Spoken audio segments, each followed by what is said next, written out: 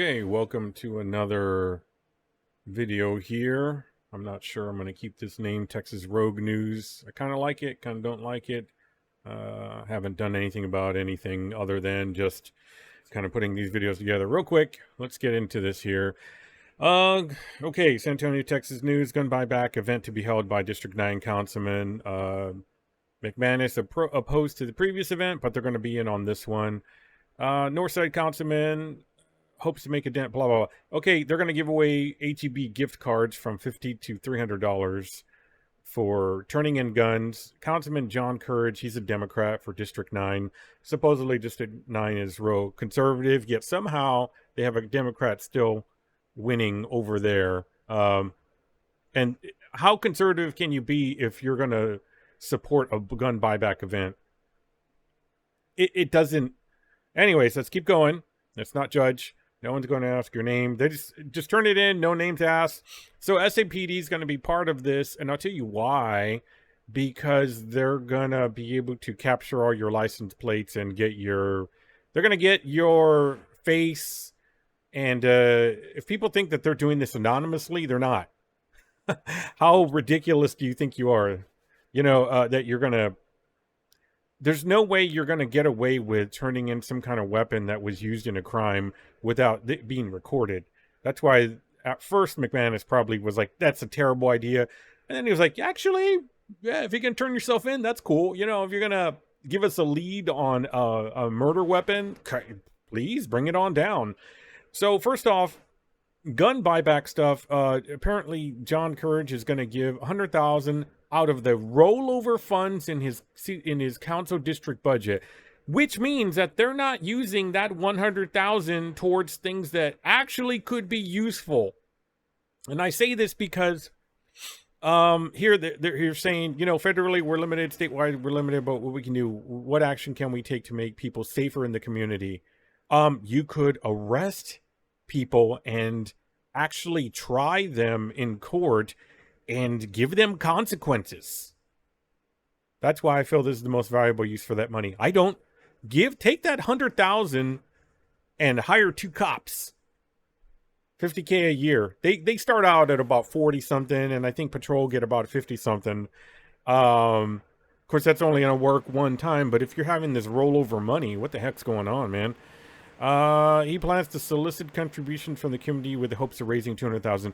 So not only do they want you as a Texas resident with constitutional carry, and yeah, you libertarians can say it's human carry, it's a human right. No, it's not. There's no such thing as human right. You know, we make up the rules. You can have your idealistic ideas of what we should have, but the reality is you live in a society with laws and rules, so you can have your fun little idealistic ideas of, oh, we're supposed to be able to, but the reality, you're going to follow the law or you're going to not follow the law. So choose, make a choice. So, you know, it's fun to say, you know, these are, you know, it's a God-given right. No, these are all human constructs, and we're living in a human society. So just get that out of your dumb head, because if you're far left idealistic or you're far right idealistic, you're still being idealistic, which is not realistic. All right. So anyways, the point is constitutional carry. So yeah, anybody can, you know, purchase a gun. You still have to actually go through the vetting process. You still have to be, you know, go through and, you know, make sure that you're not a felon and all that stuff. They're still going to check you. It's not like people think where you just go and buy a gun and nothing, you know, you just get away with it. That's not true. You don't just go pick up a gun and walk out the door. You still have to actually, you know, get your name run through. So, yeah, first off, they want you to disarm yourself, disarm your family. But not only that, they want you to pay for it too through donations. So they want you to pay for the right to disarm yourself, and then they're going to give you a gift card to HEB. You're crazy, people. You're crazy if you fall for this nonsense. You're crazy. On the other hand, if you never use a gun and you have one laying around and you have decided to give up because you're not going to defend yourself, you don't really care, then yeah, you probably shouldn't have a gun in the first place. But, you know, if it's a family heirloom, maybe find another family member that will purchase it off of you instead of throwing it away and getting it crushed, or whatever the heck they do with it. They probably just like a lot of PDs, they probably take a lot of them home, you know. Anyway, so that's one fun little thing here. Let's see what some of the comments are. Most of the guns that have been bought back in Chicago were broken. Like the criminals are going to give up their functioning weapons. Exactly. What did they think? You know, the idea is if you just get guns off the streets, then, you know, that'll help to lower, you know, the crime, because then they may not steal them from your home or your vehicle. If you can't secure your own weapons, that is a problem for sure, and you probably shouldn't be buying them in the first place. I kind of agree with that. On the other hand, it's true, like what this person's saying here. Criminals they're just gonna get them from somewhere else, you know? Yeah, here's this thing about removing, if guns are such a problem, then what about stuff like, yeah, I'm doing a what about, right? So there was this one police officer. There's been police officers, judges, whatever, name it, and it's Texas. DWI is strict in Texas. There was just an officer that got picked up for DWI, 16-year on the force, right? And if we're so worried about DWI and all that stuff, why don't we start removing alcohol, right? Because it causes family violence and gun violence and all that other stuff. Because it makes too much money. That's why. Because people that drink,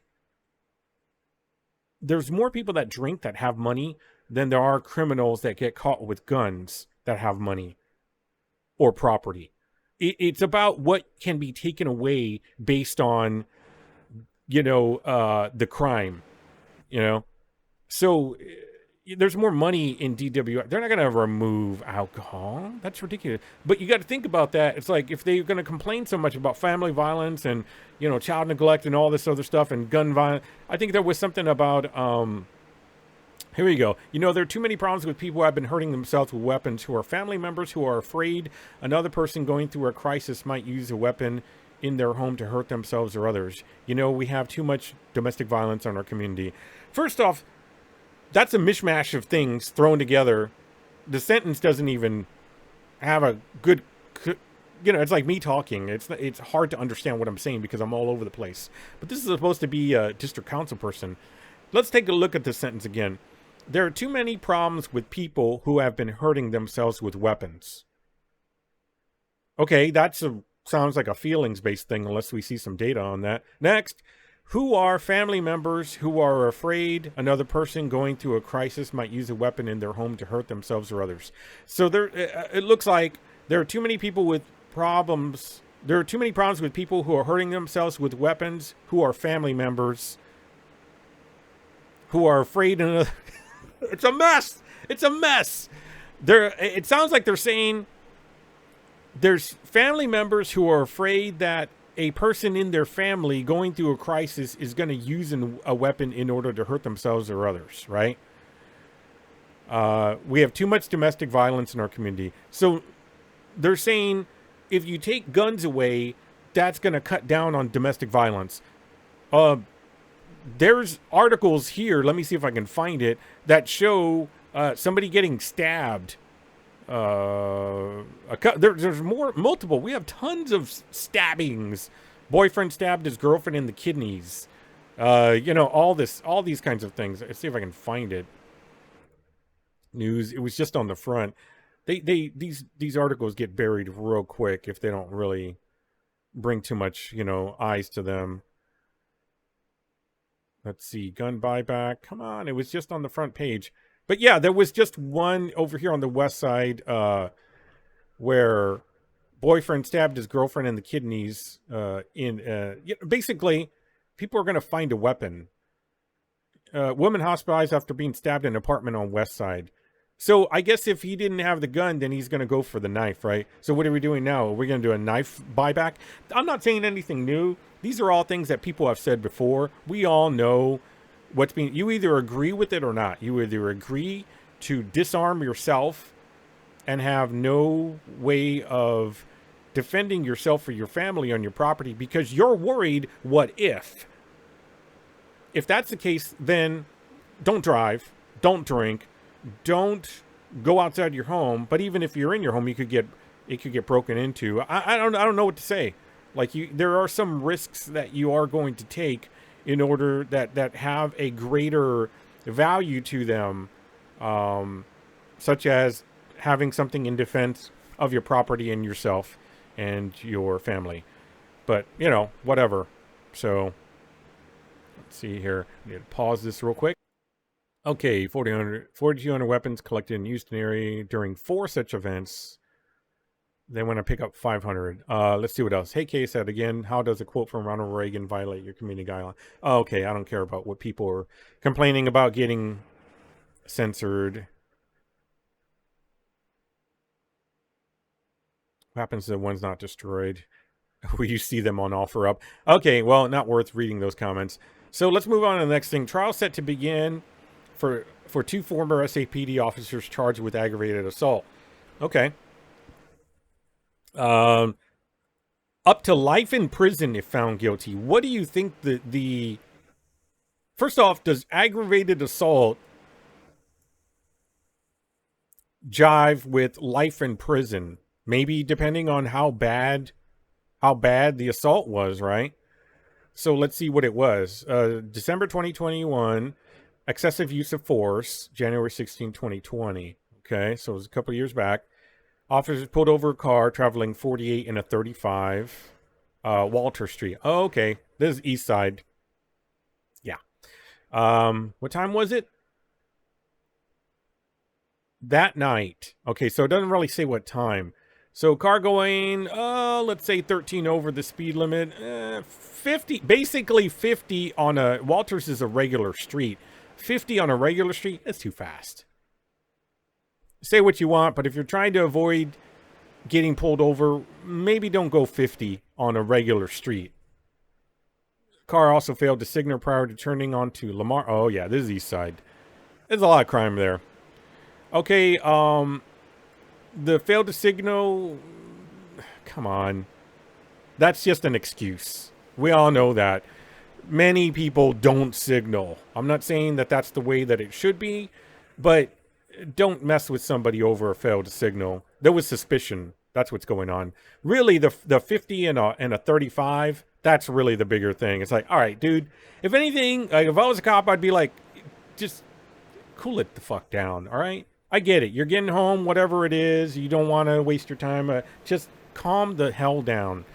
Officers activated the emergency lights and approached the car, which had pulled into a driveway. Okay, so they followed the car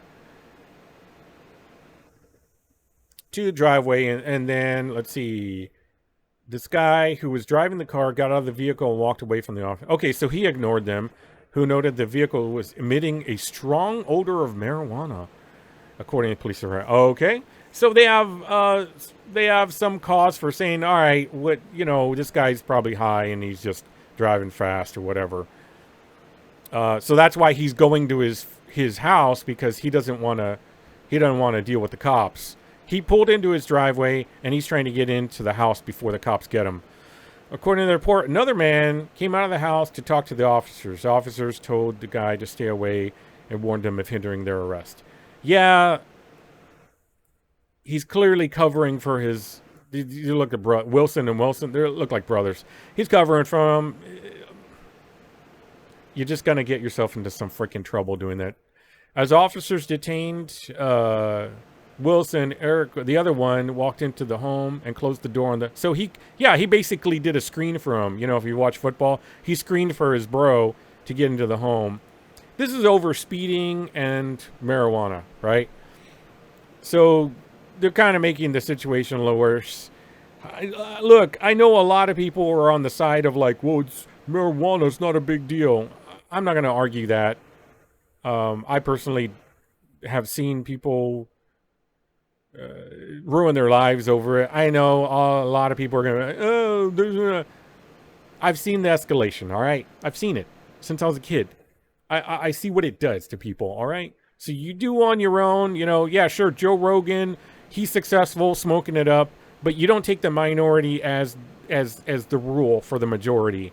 And yeah, I've heard all the arguments. Well, it's less problematic than alcohol. Sure, whatever. I don't know. I have no whatever. I don't want that shit around. That's all. Villarreal and Castro kicked in the door in an attempt. If you want to think that decriminalized marijuana is a good idea, go look at California Insider and look at the cartels, not just Mexican, but also Hmong, that are taking over counties and forests and park forests and stuff like that.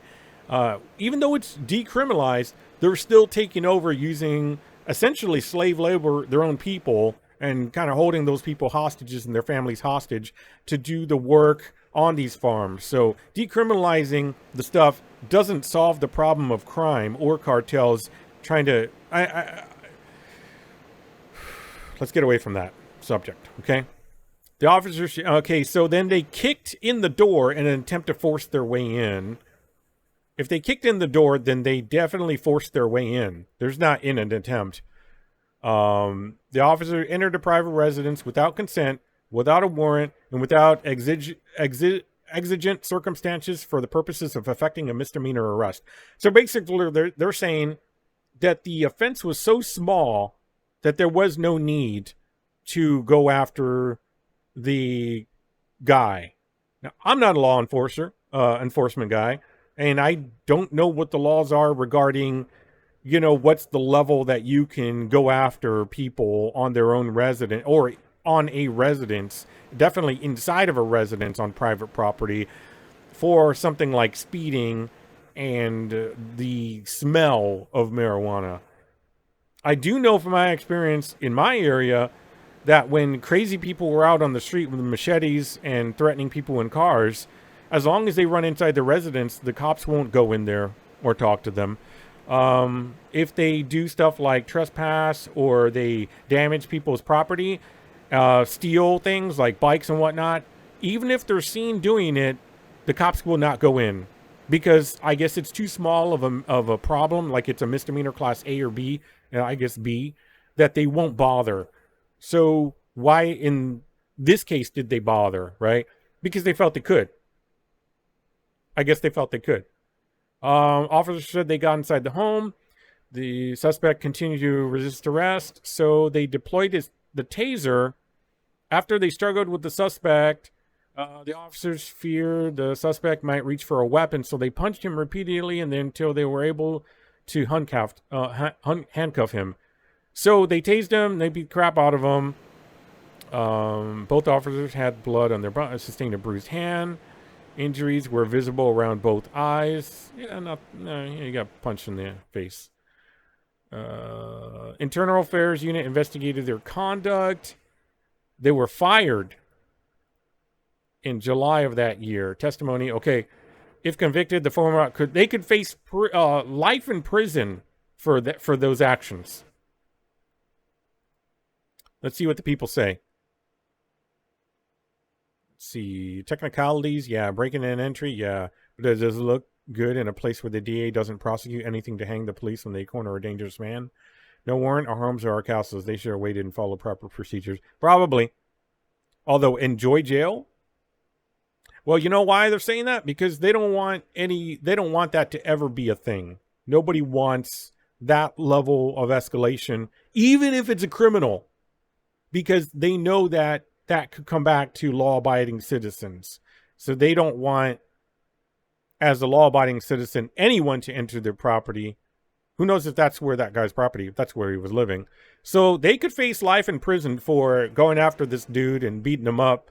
And I don't even know what happened to him, if they dropped the charges or I have no idea. The reporting is, is what it is. So here's another one here. Men gets 50-year prison sentence for fatal shooting. They're really pumping these out, huh? Probably man, not men. Unless he's a they, them, which is multiple people. So, found guilty of killing somebody. Bexar County jury on Thursday sentenced a man to 50 years in prison for the shooting death of another man in 2021. 28 was found guilty of murder by a jury in the 399th District Court on Wednesday. Okay. This is very recent. According to Bexar County DA's office, Corley made an unannounced visit to the apartment of a former girlfriend to see his daughter. When the child's mother answered the door, Corley forced his way into the unit and encountered her boyfriend. Okay, so this is one of those. After a confrontation, Corley pulled Weaver down the stairs of the apartment and shot him in the back right shoulder. Police found him lying on the sidewalk of the complex. He's transported to the hospital where he's pronounced dead. During the punishment phase of the trial, prosecutors also presented evidence of Corley's prior convictions for unauthorized use of a motor vehicle, robbery, and a terroristic threat of a family member. So, unauthorized use of motor vehicles. So he either didn't have a license, had a suspended license, or somebody maybe, I don't know. I don't know if it's it evolves to something like maybe he borrowed somebody's car, but then they complain. I don't know. Robbery and terroristic threat of a family member, probably towards a family member, probably the girlfriend, or maybe another family member. So sounds like an amazing person, right? Going to see the child, maybe, and then he shoots another man there where the child is. This person is unhinged and shouldn't belong in society anymore. Sentenced a man to 50 years in prison. So let's get this. You got two cops that overstep their bounds. I don't really know what the full laws are on evading arrest for for speeding and the smell of marijuana. What happened with the vehicle? Did they search the vehicle? Did they find anything? Did this guy ever, don't know. This article doesn't say anything. This is more about talking bad about the cops because they did bad. So they could face life in prison. This guy gets 50 years for killing somebody. Did this guy that got beat up, did he file a lawsuit for them beating him up? I don't know. Did he get any money recompense? Don't know. But this guy gets 50 years for shooting somebody where his baby mama and child were. Okay, let's go to the next one. What do you think of that? What do you think of that? Does that make sense? I know people hate the cops. Don't get me wrong. I understand. When cops overstep their bounds, they need to be corrected. They got fired, and now they're facing up to life imprisonment for basically, going too far. Did they kill the guy? Did they injure him? Oh, they punched him in the face a bunch, right? This guy killed somebody. Okay. SA man's murder sentence reduced from 99 to 18 years. What is even going on? 99 to 18 years after appeals court negates previous conviction. Given credit for 16 years, time served since 2003, murder. Unclear. Okay, wait.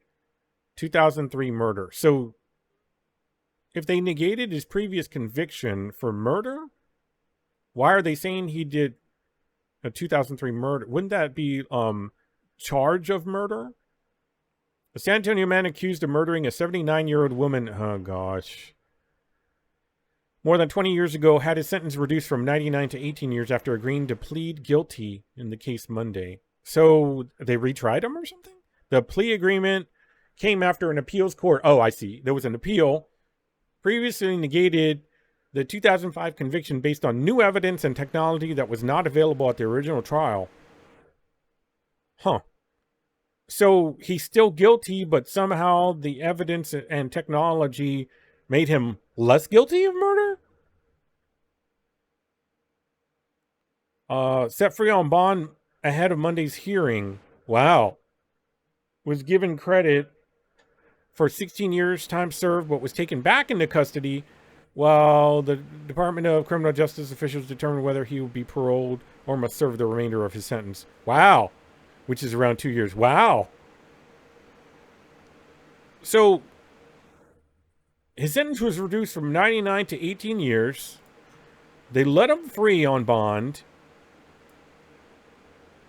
And then they picked him back up to determine whether or not he's going to be serving the rest of those 2 years or if he's going to be on parole for the remainder of his sentence. I wonder what it is that could take your murder case from 99 to 18 years, but you still murdered somebody. Maybe the 79-year-old was coming at him with a knife or something. A Bexar County jury convicted Fisher in the case. It was sentenced to, right. Why are we repeating things? Why are you repeating things? In a lengthy statement, DA spokesman provided the appeals history on the case and why prosecutors ultimately offered a plea agreement. His conviction was reversed by the Fourth Court of Appeals due to an error at the trial court level. What was the error? His conviction was reversed. So he's not guilty of murder because of an error? However, the Texas Court of Criminal Appeals overturned the fourth decision, and affirmed the conviction. So he is guilty of murder.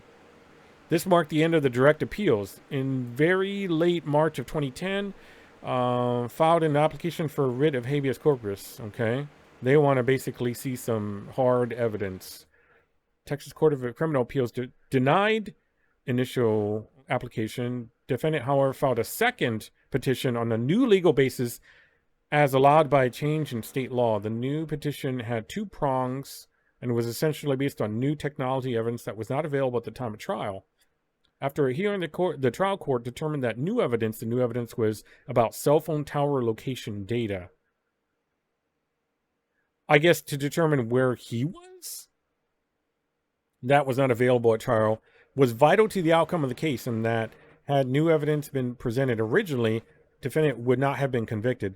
I guess this is to say that he had his phone with him or something, and that's how you could determine where he was. Maybe he was on a phone call, is what they're trying to get at, and that you could determine where he was based on that. Defendant was released by CJ thereafter while the habeas appeals played out. Ultimately, the Court of Criminal Appeals upheld the trial court's findings as the new evidence and its alleged impact on the original trial. The decision by the Texas Court of Criminal Appeals negated the original conviction, and from that point on, the case landed back with the prosecutors currently assigned to the original trial court. It fell to them to prosecute and handle a 2000 murder case in 2023. Camp, Fisher's aunt, had been found shot to death inside her home. There may be a dispute over money between Camp and Fisher prior to the shooting. What is going on? Oh, this is the actual found guilty of murdering. Case is on remand. In line with the standards set forth by the court. Wow. In her home when she was killed by a gunshot to the back of her head. Cash valuables were taken from the home. Ballistics tests showed distinctive fire pattern of the .22 caliber Cricket Keystone rifle. Neither murder weapon nor items from the residence were recovered. State's case was based entirely on circumstantial evidence. Several months before the murder, was upset with Fisher and her nephew and told a friend that she intended to cut Fisher off. A few days prior to the murder, Ms. Camp said that Fisher gave her the creeps. 2 weeks after the murder, .22 rifle was discovered missing from the Bernie Walmart near where Fisher was a support manager. Oh. Firearms examiner subjected a rifle with the serial number immediately following that the stolen firearm to ballistic test testified that the slug recovered on the scene was fired from a cricket rifle identified or very nearly identical to the rifle taken from the Walmart. In an attempt to link Fisher to the murder, the state presented evidence suggesting Fisher stole the .22 and was part of a plan to murder Mrs. Camp. Fisher argued on appeal that the trial court erred in admitting the evidence relating to the theft.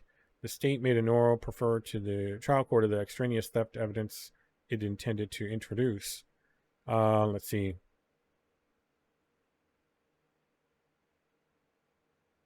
Okay, so they're saying that they didn't want it added because it would be unfair as far as how it looks. As far basically, they're saying the theft could not be tied to him, so adding that in there would make him look guilty. The trial court overruled his and testimony regarding the theft was admitted during. Okay, I see. Based on the insufficiency of the proffer, the court agreed that the proffer was insufficient. Okay, hearsay evidence. Yeah, this is it's an interesting one. What I'd like to know is what's that new technology they're talking about data-wise. Factual sufficiency, a standard of review, murder, conclusion. Interesting. I might read that later. But this is a very interesting case here. Let's see what people say. What's going to take for the city to take action to remove this cancerous tumor from the DA office? Joe Gonzalez has done more to divide the public and law enforcement involved and allow violent offenders back on the street than any other DA in history. Never thought I'd say, but Nico looking good about now. I heard people don't like Nico either. Let him go. Joe can brag about his conviction and clearance status. As long as the DA gets the conviction, he does not care about the cost of human life or community safety. Yeah, we've definitely heard that a lot. If he was convicted, sentenced, why the reduction based of a guilt because of a guilty plea? Are we that desperate? So he that's the other thing. That is, I forgot to put that. I mean, to read that. Oh, actually, that was this guy. I think he pleaded. Did he plead guilty? No. The plea agreement came after yeah, so he pled guilty after pleading guilty in the case Monday. Recently he pled guilty, so he's then saying he did it. Oh, what a mess. What a mess. Who would want to do this? That's a difficult job. But reading that is so weird. Now that I go back and read that part, San Antonio man accused of murdering a 79-year-old woman more than 20 years ago had his sentence reduced after agreeing to plead guilty. So he's saying he did do it. He got a big reduction, yet he's also trying to say that they were appealing, saying he wasn't. Oh my. I don't know. That's crazy. But that's a look at our justice system here in San Antonio. What do you think? Let me know what your thoughts on facing life imprisonment and getting a 50-year prison sentence and then getting pretty much getting your case like kind of dismissed. I mean, if he's innocent, well, yeah, but why, I understand the pleading guilty too. Like if you're innocent and you want to just get out of it, if you plead guilty, they're going to let you out for pleading guilty and you're innocent, What a mess. What a mess. That's been another edition of whatever the hell this is.